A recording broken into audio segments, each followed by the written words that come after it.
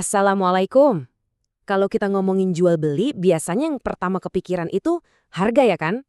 Tapi dalam fikih muamalah, ada sesuatu yang jauh lebih dasar, yaitu objek transaksinya itu sendiri, udah penuh syarat belum? Karena sah atau enggaknya sebuah akad itu ya sangat bergantung sama ini. Yuk kita bedah bareng-bareng syarat utamanya apa aja. Jadi, apa sih yang bikin sebuah jual beli itu sah dalam Islam? Jawabannya ternyata lebih dalam dari sekedar saya jual, saya beli loh. Syariat Islam itu udah ngasih kita kerangka yang super jelas biar transaksi kita adil dan transparan. Dan kuncinya itu ada di objek akadnya. Nah, istilah penting yang perlu kita tahu adalah al-ma'qud alaih. Gampangnya, ini tuh objek akadnya. Bisa barang, bisa juga jasa, yang jadi inti dari sebuah transaksi. Kalau kita paham syarat-syaratnya, insya Allah muamalah kita jadi benar. Oke, kita gali lebih dalam yuk. Berdasarkan rujukan kita nih, ternyata ada 4 syarat utama yang wajib dipenuhi sama ma'qud alaih ini. Supaya akadnya sah, tenang, kita bakal bedah satu persatu biar gampang banget dipahaminya. Ini dia nih peta perjalanan kita kali ini.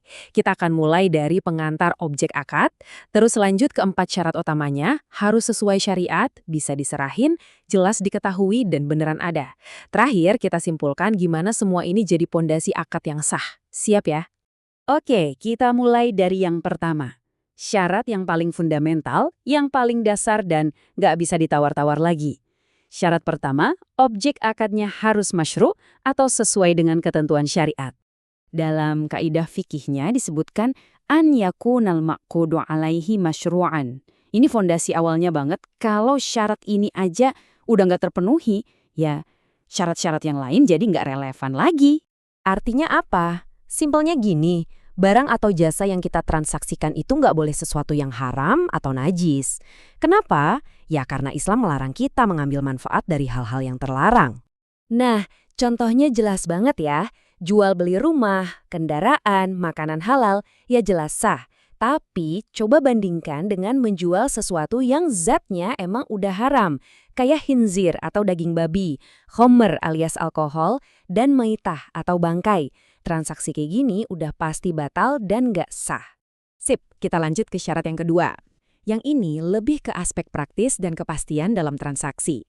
Objek akadnya harus makdur ataslim, alias bisa diserah terimakan. Kaidahnya bilang begini, an yakunal ma'qudu alaihi makdurat taslimi waqta ta'aqud. Coba perhatikan deh frasa waqta ta'aqud. Artinya pada saat akad berlangsung. Nah, ini poin krusialnya. Jadi, si penjual itu harus benar-benar mampu menyerahkan barangnya ke pembeli saat itu juga. Tujuannya apa? Untuk menghindari yang namanya gharar, yaitu ketidakpastian atau spekulasi yang dilarang banget dalam Islam. Kita nggak bisa jual sesuatu yang kita sendiri nggak bisa jamin penyerahannya. Contohnya gampang banget deh, jual mobil yang jelas-jelas parkir di garasi, sah. Tapi jual burung yang masih terbang bebas di langit, wah yang nggak bisa itu nggak sah. Sama juga, jual ikan di akuarium boleh, tapi jual ikan yang masih berenang di lautan luas nggak sah juga, karena kita nggak bisa mastiin kan penyerahannya gimana. Syarat ketiga nih, ini tentang prinsip transparansi. Objek akad harus maklum, artinya harus diketahui dengan jelas sama kedua belah pihak. Nggak boleh ada yang ditutup-tutupi atau dibikin samar-samar. Aturannya adalah an yakunal ma'qudu alaihi ma'luman lit-tarafain. Kata kuncinya di sini, lit-tarafain, yang artinya bagi kedua belah pihak. Jadi penjual dan pembeli harus sama-sama tahu. Kenapa sih ini penting banget? Soalnya, ketidaktahuan atau jahalah soal objek akad itu bisa jadi bibit sengketa di kemudian hari. Nah, syariat mau menutup pintu konflik ini dari awal dengan mewajibkan spesifikasi yang jelas. Entah itu jenisnya, sifatnya, ukurannya, atau jumlahnya. Contoh-contohnya juga praktis banget. Misalnya nih, kita nggak bisa bilang, saya jual salah satu dari 2 mobil saya ini.